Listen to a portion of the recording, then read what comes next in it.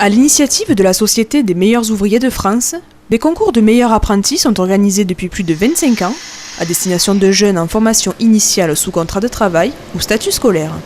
Le concours de meilleurs apprentis de France en fait, se décline en 3 épreuves successives, une épreuve départementale, une épreuve régionale et une épreuve nationale.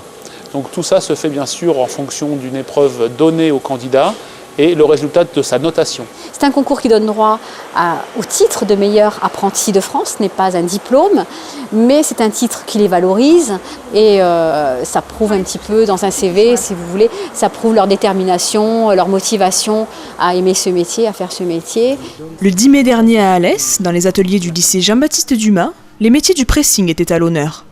2 candidats volontaires étaient soumis à plusieurs épreuves tout au long de la journée.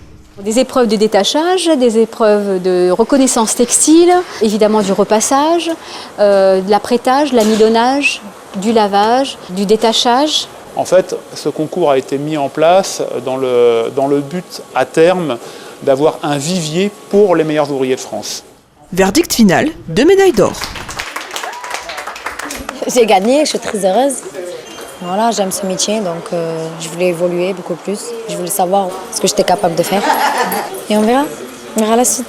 En fait, je suis vraiment très content. Ça me surprend beaucoup, mais je m'attendais à ça. Mais pour l'instant, je n'arrive pas à réaliser cela. Ça me récompense le travail que j'ai fait et le temps que j'ai perdu. Moi, je dis c'est un temps perdu. C'est aujourd'hui que je me rends compte que je n'ai pas perdu ce temps.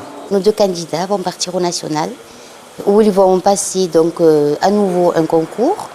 Et s'ils décrochent à Nantes une médaille d'or, eh bien, ils iront la retirer cette fois-ci au Sénat. C'est principalement fait pour valoriser les métiers de l'apprentissage, bien sûr.